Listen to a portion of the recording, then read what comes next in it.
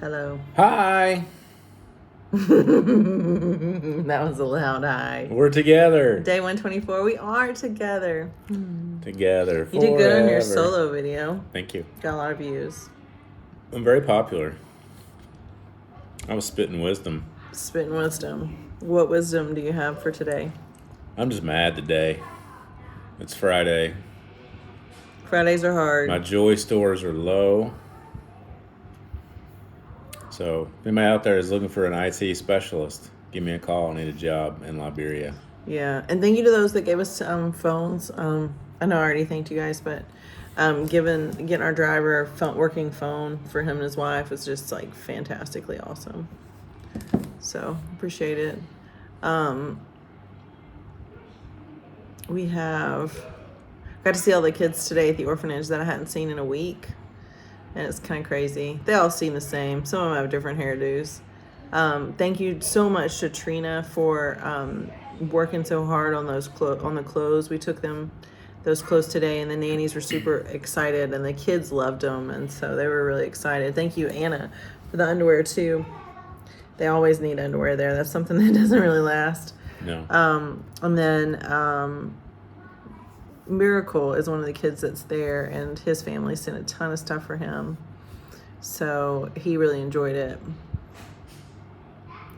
And but we don't like we've set ourselves up to definitely make it here until October 1st without having to sell our house if we're able to rent it for at least 3 months. Thank you so much to our neighbors and our friends that have helped us get that ready, and they're all like our housekeeper who normally cleans our house for us. Obviously, she's been not cleaning our house for us because we haven't been there. It wasn't really an expense to. I wish I could pay her to clean it and do some repairs and do all kinds of stuff, but she was able to, at the last minute, I scheduled her to clean our house today and get it ready for renters, which is also a big job. So thanks to her, and gave Paige the keys to the house, and they got to move my car around. And thank you to the Bookers who are going to babysit my car, since they're friends that don't have a homeowners association and do have a large driveway. So, or they can park him in the grass. I don't know, beater box. They'll park wherever.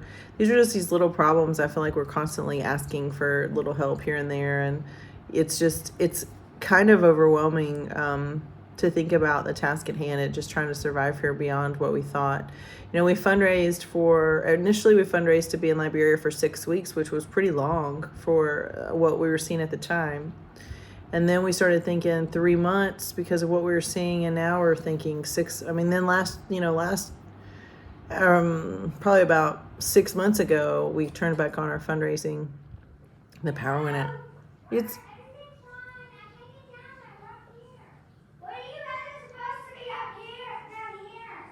There is, the power's out. It'll be back on in a sec. The power went out, but the sun hasn't set yet. So, it's not totally dark.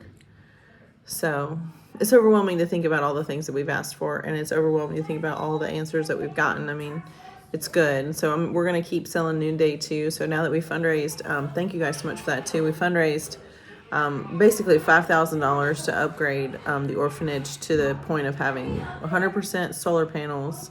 They have the ability to get the running water going. They're kind of waiting on a part to fix that. But that is fixed. They have a freezer now and an oven, and they're able to care for the kids better. They have new backpacks, new shoes, like all these little lists of things that you need to take care of kids. You guys helped us knock that list out. So that was about $5,000 there, and then almost $11,000 for the rent for the home. And y'all blew that out of the water. So the rent was due 2 days ago, and of course, they were able to pay it for a year and not mess with their lease which is good. So that's kind of, and we've heard some of the other orphanages, I mean, like the AFA orphanage, they were doing a fundraiser and they're still doing it. And I've shared it too to try to keep their orphanage open. They're still short about $3,000 on that fundraiser. So our friends and us, we keep going to the Ministry of Gender, Children, Family, and Social Protection Office. We go there. Somebody has been going there almost every day, asking for answers. Right now, some of the higher ups there are doing a county tour. So there was it's just like the country that girls, Can you hold it down to a dull roar? So the counties are basically how their states work, and they had their big championship tournament. And For soccer. For soccer, yeah, soccer, but they call it football here. So they did that in the big stadium, so it's a big deal while I was gone. Yeah, I wish they drove by. There was a game going on. We're listed on the radio. Yeah, I was it's like, pretty cool. Everybody was flying their flags. It's kind of fun. Sports bringing the people together. It's kind of cool. Yeah. Some of the roads are basically washed out from where it's been raining just even this last 2 weeks. The roads are different from when I was here a week ago. So rainy season's here, so we're back to using our bug spray. Malaria is a thing. A lot of people sick with malaria. Yeah. We just don't know, though. We appreciate the help. We're selling Noonday again, so any Noonday purchases you make on my site or on our shopping link that's on the description, the proceeds of that will go to our living expenses here. We did a Fill the Box textile run. Fill the Box is coming to our house again on Monday to take what's there. It won't be as big as the last one, but and then since we're renting our house, we won't have that option really to do the Fill the Box thing. So please don't bring textiles to my house with my renters there. That would be bad.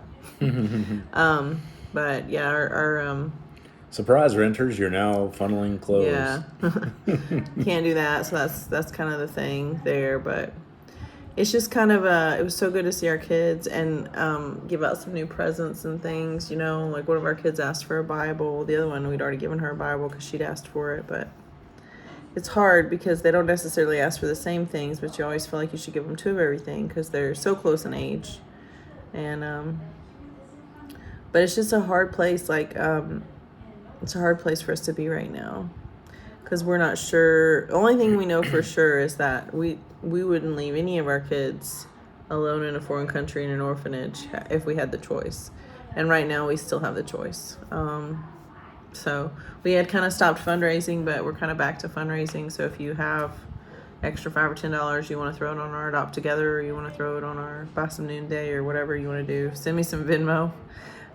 Because we're getting into that window of just the landslide of emptying everything out. Before we got on a plane to come here, we knew we could stay here for about 4.5 to 5 months, depending on how much things actually cost versus projected. And we're 6 weeks away from the end of that. So, and I wish we had better news. Before I got on a plane, we had heard different things from different people that filtered back to us, and we were really optimistic that that Jeremy may even have the option to get custody while I was gone. And now the news that we heard today was pretty defeating. It was nowhere near that. So we may be we don't know what we're looking at. And I think that's the hardest part. The hardest part is we don't know. We get different information from different people. It's always changing. It's like, just be honest with us.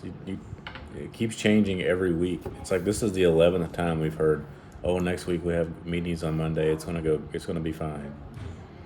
Whatever. But it's not fine. It's not fine. It's never fine. Just do the right thing, people. It's not that hard. Do the right thing. We're pretty convinced that the American State Department is just not supportive of adoptions, and they're going to do anything they can to make this not happen. And we are fairly powerless against them. So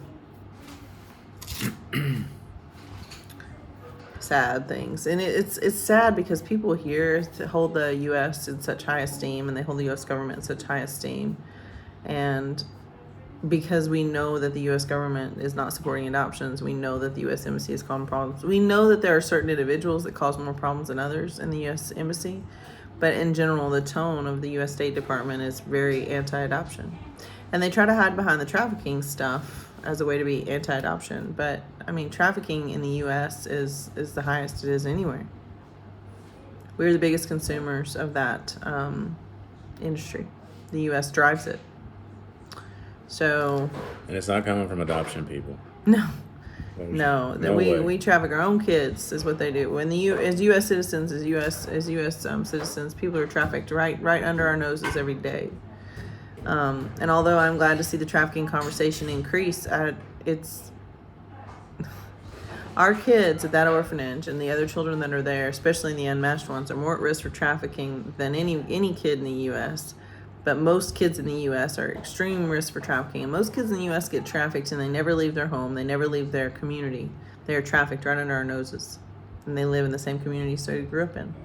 Trafficking is too easy in the U.S. for any trafficker to broaden their horizons and come to Liberia, specifically as adoptive parents. But Yeah, no reason to be like a Christian discrimination and be against Christians doing international adoptions. That's not where the trafficking is. But I do think that this is a spiritual battle as well. There's a lot of spiritual warfare, especially over Liberia. Liberia's origins are riddled with conflict, and I am proud of Liberia for staying at peace right now. They're at peace. Their new administration is trying to make some changes, enforce some laws, even traffic laws, and enforce some, electricity laws, and trying to get a little more law and order here. And I appreciate that. I think that administration needs to do those things. But at the same time, this is a delicate balance in this country. These people are resilient. They fought for 20 years. And were exploited in that way, child soldiers and everything else. The people that are adults now were the child soldiers and the victims of the last war. They're adults now. And they have a rough hand dealt to them, but they are surviving, and they are trying to get to the point where they can thrive.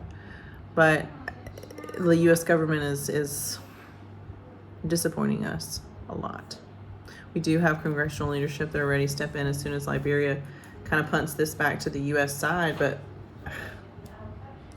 I don't know. I mean, we're kind of at a loss. It's been it was hard to go home and prepare our house for renting, although it throws us a little bit of a lifeline. It's an investment that we can use that way. It's just defeating to come back here and not see any progress. But I'm pretty convinced that if we weren't here, or if no one was here, that nothing would be happening in the direction of adoption. And probably both of these, I know both agencies, without the fundraisers and stuff, I think they would have been very close to shutting down, if not shut down already. So we don't want to limit what God can do, but we don't want to go into debt to live here. So any help is appreciated. We are back to humbly asking for any help that you can do. If you guys want to do fill the box drives for us wherever you live, you can certainly do that. I can give you our fill the box coordinator's number, and she can send that truck to your area, and they'll give us that money too. I'm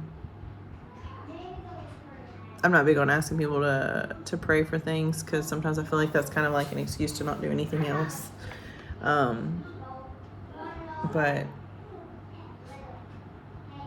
if for some reason God's hearing your prayers more than mine, please pray for our kids to be freed. Yep. They're literally enslaved at the mercy of these two governments that just continue to keep people on salary to not do their job for these kids, which sounds pretty familiar to the U.S. child welfare system. Just put a whole bunch of people on salary. A bunch of people. Don't pay them too much, but get a whole bunch of them. Don't teach them how to play on a team. Make sure they argue with each other. Create chaos, and let's keep kids in foster care for as long as we can. Let them age out without any of the benefits or resources of having a family to support them. That's what this feels like. The U.S. influence here. More destruction of the family unit. So, but we're not going to give up. We'll drain what we have left and continue to be here. And there may be people that don't support us being here, and that's fine too. You don't have to support us being here. Yeah, we could come home. We could go back home to our bougie jobs and just sit back and wait for Liberia and the U.S. government to do their job. We could do that. Totally. But that would be abandoning our kids. So if you have a bougie job for me to do, I can do it from here. That doesn't have a problem with Africa. That's the thing. There's a ton of U.S. companies that will not do business with anyone remotely in Africa because they don't want traffic from Africa internet. Yeah. There's a reason like, for if that's that. not prejudice, I don't know what it is. But still, I mean, there's a reason for that. But they won't even interview you and try to figure it out. I mean, it's just, there are reasons for everything, I'm sure, but it's just,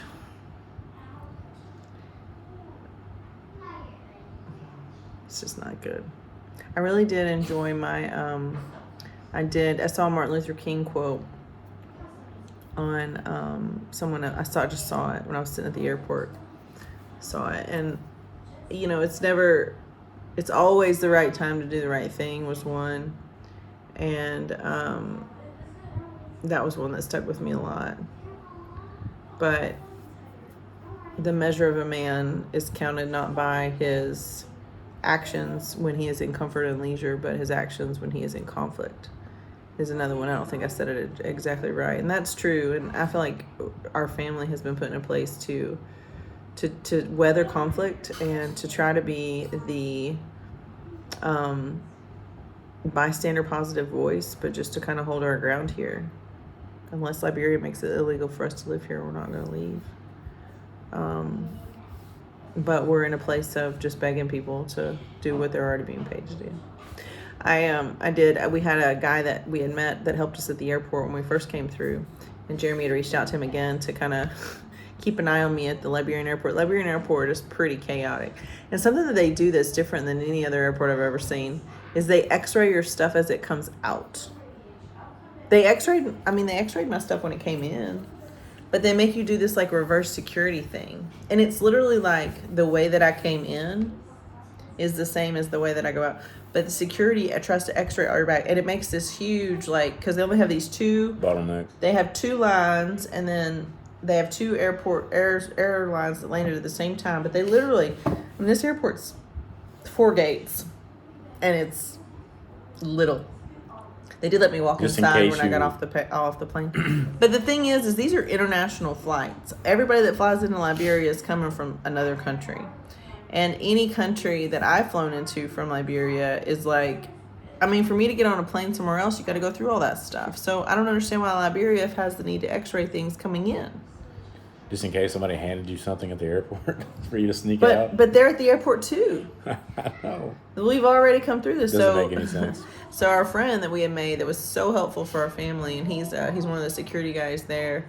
He was helpful, and he was able to help me kind of talk to the right people and basically bypass the x-ray machine, but not in like a corrupt way, but just they don't make everybody go through the x-ray machine. Some people they let pass, other people they pick you out.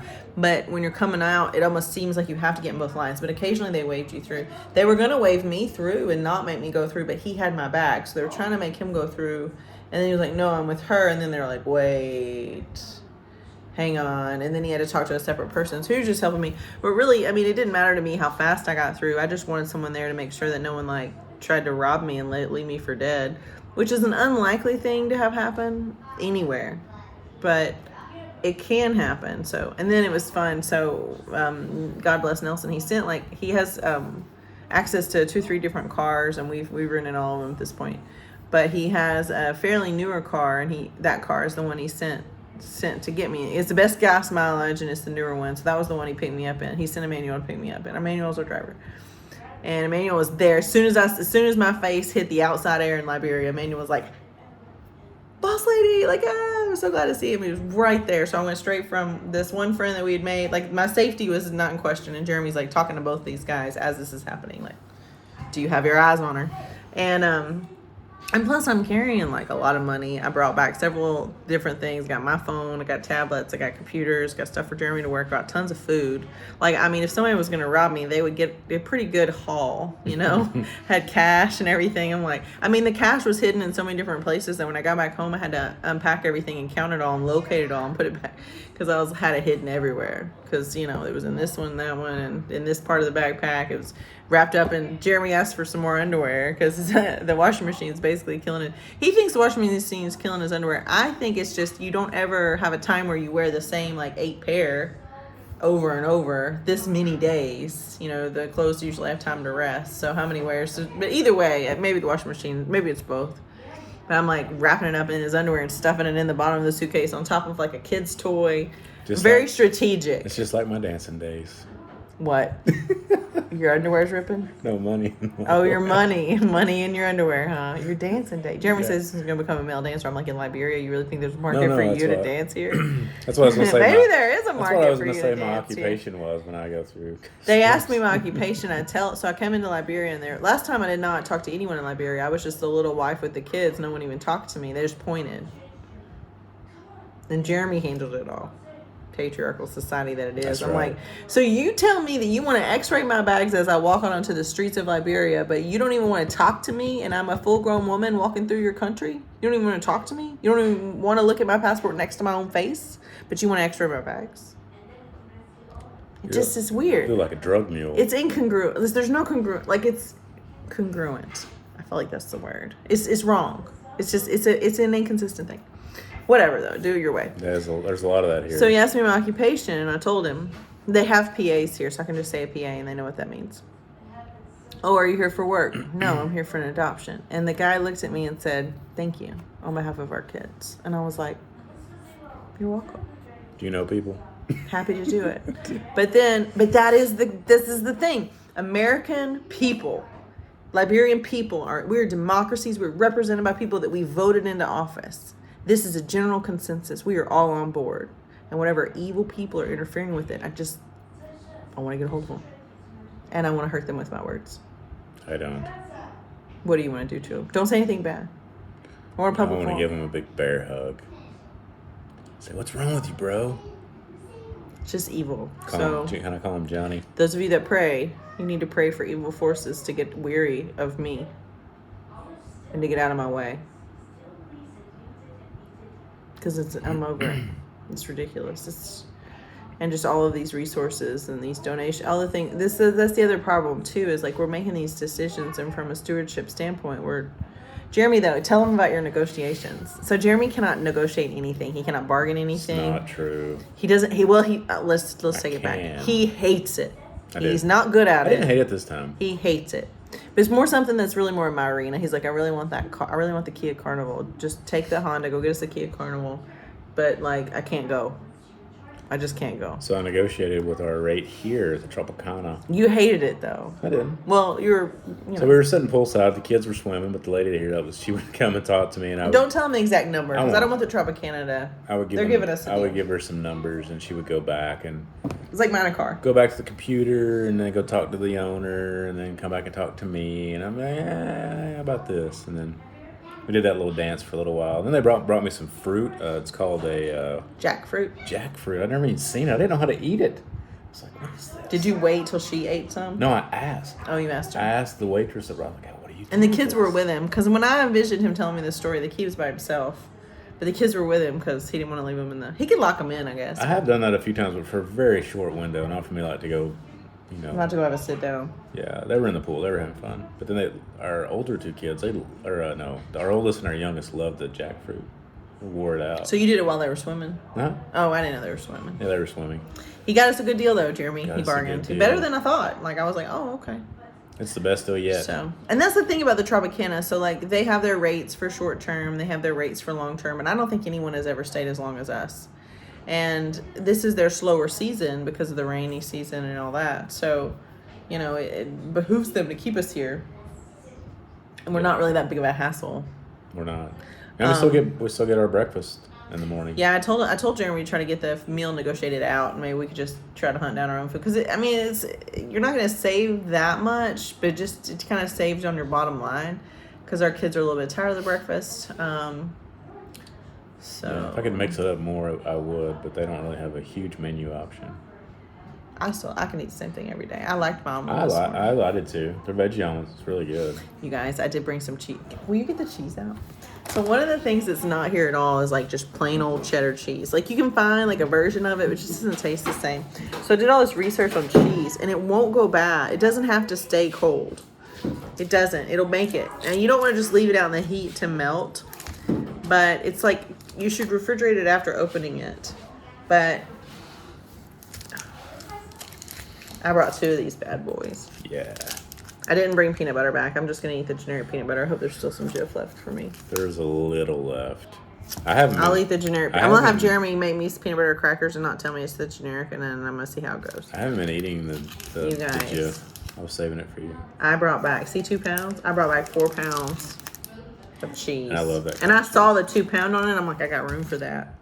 I got room for it because I'm not taking Starlink anymore. Give me the cheese. But they do not have cheese here. Now, I am not suggesting This was like bonus round packing. I do not think you should bring cheese if you're just coming for 3 or 4 weeks. You'll probably be okay, but I really We found mozzarella. That seems to be like the most available kind of cheese. just want you guys to know that everybody has their thing that they have to have. My girls asked for their little cameras, their little VTech cameras. Jeremy asked for hair gel and his clippers. You gonna make me cut your hair? I think I can do it. I can do what that guy did. I know you can. I think I can do it. If We you will mess YouTube up. the whole thing. We will video no. the whole thing though. So We don't have to post it. We'll see how it goes. Because I can see it's getting on your ears a little bit. it is. I don't know. So- The guy came out for $10. Not that big a deal, but That's maybe $10. That's $10. I mean, $10 is a lot of money. After another month, we may be asking the owner if he has like a rental somewhere. Can we have a timeshare in the Tropicana? Can we buy in? Have we invested in it this So point? you can't really buy property here. So I talked to other people about that, and I actually looked into it because I'm like, is what we're spending, we might as well, and maybe we could use it as a rental for other families. But here's the deal on that: they don't keep good property records. So the person that says that they own it, they may own it, but there's not a lot of good record keeping, and there's no like title. No title passing. search, no title insurance. Well, title insurance, title search, there's none of that here. So it's better to lease for a short time, for like 1 or 2 years, even if you build upon the lease. Even if you build upon the lease. So say you lease a piece of land and you build on it. It's still better. But see, that's the thing, is when the lease is up, what do you do then? But a lot of times you can lease something and you come back and somebody else says, I own it. And then there'll be a property dispute. And the way that we've seen them handle this is everybody just gathers, comes and they just talk it out. I don't know if there's like a community vote, but it is not something that you can win. So, and as an American, if somebody finds out I bought a piece of property, everybody's going to come and say it's their property because they know I probably have enough money to pay them to leave me alone. But I don't have enough money to pay them to leave me alone, but they may think that. So It's funny, that property dispute we drove by, that building got torn down. they tore down the building, yeah. So it's property dispute, but like you don't have any guarantees. Like, I mean, in the United States, you have title insurance. So if you buy, then there's title searchers, and everybody has to go back to you have to go back. There's certain, like some of them 50 years, some even longer. But you can usually, in America, you can trace it back to like America. This is a good thing about America. Like, if you own it, you own it. So now if people come across the border and traipse all over it, all of a sudden your rights seem to change. But in Florida, we're good still. You can't defend yourself anymore. We can shoot them in Florida. Well, if you do that, you go to jail. At least there was a guy that went to jail for that just very recently. In Florida? No, he was in Texas, a rancher. So anyways, if you guys have any connections with government higher-ups and you want to call them and complain about what's happening with our adoption, we would appreciate that. We need the U.S. government to do better here. Somewhere, we need to do the U.S. government. We also heard that the reason, like one of the things we kind of traced back, Jeremy kind of traced back, is there was a big convention, basically, where all the consular offices were called back to the U.S., back to Washington for a educational seminar on trafficking. And since then, that's been part of the problem. Everybody's trying to be a hero. So I'd like to know what they taught at that seminar. Nobody will tell us. And the Office of Children's Issues that are at the U.S. State Department that are supposed to handle this, they will not return any of our emails, phone calls. Jeremy got an email response from them maybe like 2 weeks ago that was just vague.